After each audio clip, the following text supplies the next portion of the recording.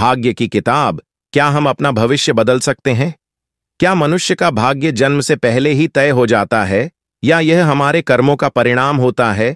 यह सवाल हजारों वर्षों से मनुष्यों को परेशान करता आ रहा है।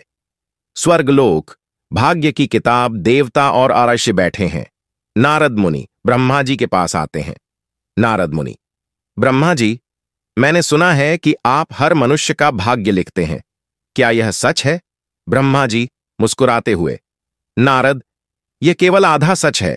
भाग्य लिखा जाता है, लेकिन इसे बदलने की शक्ति भी मनुष्य के पास होती है।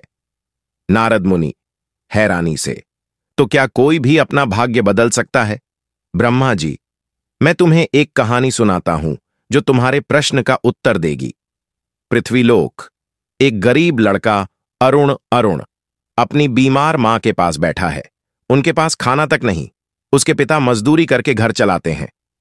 अरुण आंसू भरी आंखों से: मां, क्या हम हमेशा गरीब ही रहेंगे? मां कमजोर आवाज में: बेटा, भगवान हर किसी को मौका देते हैं, लेकिन उसे पहचानना जरूरी होता है। वह दिन भर सोचता रहता है। तभी गांव में एक बूढ़ा साधु आता है। साधु: बेटा, भाग्य लिखा जाता है, लेकिन कर्म उसे बदल सकते हैं। अरुण हैरानी से: कैसे बाबा? साधु गूढ़ मुस्कान के साथ: तुम्हारे सामने दो रास्ते होंगे, एक आसान, एक कठिन। आसान रास्ता तुम्हें एक जगह रोक देगा, लेकिन कठिन रास्ता तुम्हें वहां ले जाएगा जहां तुम कभी सोच भी नहीं सकते। साधु अरुण को आशीर्वाद देकर चला जाता है। अरुण सोच में पड़ जाता है। पहला मौका, मेहनत का इनाम। अरुण को एक सेठ के यहां नौकरी मिलती है। वह ईमानदारी से काम करता है। सेठ खुश होकर उसे तरक्की देता है, लेकिन तभी एक दिन सेठ उसे चोरी के इल्जाम में फंसा देता है। सेठ गुस्से में: अरुण, तुमने चोरी की है, अब तुम्हें जेल होगी। अरुण रोता है, लेकिन तभी एक गवाह आता है जो सच जानता था। गवाह: नहीं सेठ जी, अरुण ने चोरी नहीं की, यह किसी और ने किया है। अरुण निर्दोष साबित होता है और सेठ उसे अपनी दुकान का मालिक बना देता है। अरुण आसमान की ओर देखता है। अरुण: अगर मैं हार मान लेता तो क्या आज मैं यहां होता?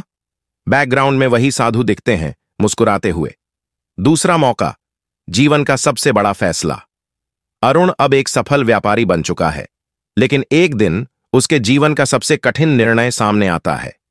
उसे दो रास्तों में से एक चुनना होता है। आरामदायक जीवन, लेकिन बिना किसी संघर्ष के। संघर्ष भरा जीवन, लेकिन सफलता की ऊंचाइयों तक जाने का मौका। वह सोचता है, तभी साधु की बात याद आती है। आसान रास्ता तुम्हें रोक देगा, लेकिन कठिन रास्ता तुम्हें वहां ले जाएगा जहां तुम कभी सोच भी नहीं सकते। अरुण कठिन रास्ता चुनता है। वह अपने व्यापार को बड़ा करने के लिए दिन रात मेहनत करता है। वह कई बार गिरता है, लेकिन हार नहीं मानता। भाग्य बदलता है। अरुण का व्यापार अब देश भर में फैल चुका है। वह अब लाखों लोगों की मदद करता है। एक दिन वह अपने गांव वापस जाता है, जहां उसकी मां की आंखों में खुशी के आंसू हैं। मां: बेटा, तुम्हारे कर्मों ने तुम्हारा भाग्य बदल दिया। अरुण आंसू भरी आंखों से: नहीं मां, यह आपके आशीर्वाद और मेरे संकल्प का नतीजा है। वही बूढ़ा साधु फिर से दिखता है, लेकिन इस बार अरुण पहचान जाता है कि वह कोई आम साधु नहीं था। वह खुद ब्रह्मा जी का एक रूप थे जो उसे रास्ता दिखाने आए थे। साधु मुस्कुराते हुए गायब हो जाते हैं और अरुण समझ जाता है कि हर इंसान खुद अपना भाग्य लिखता है। वापस स्वर्गलोक में नारद मुनि: ब्रह्मा जी, तो क्या यह सब पहले से लिखा था? ब्रह्मा जी मुस्कुराते हुए: लिखा तो गया था, लेकिन उसे बदलने की शक्ति भी उसी के पास थी। भाग्य लिखा जाता है, लेकिन उसे बदलने की शक्ति भी मनुष्य के पास ही होती है। तुम्हारा अगला कदम क्या होगा? अगर तुम्हें अपनी जिंदगी का भाग्य खुद लिखना हो, तो तुम क्या करोगे? अगर आपको यह कहानी पसंद आई, तो इसे जरूर शेयर करें और बताएं, क्या आप अपने भाग्य को खुद बदल सकते हैं?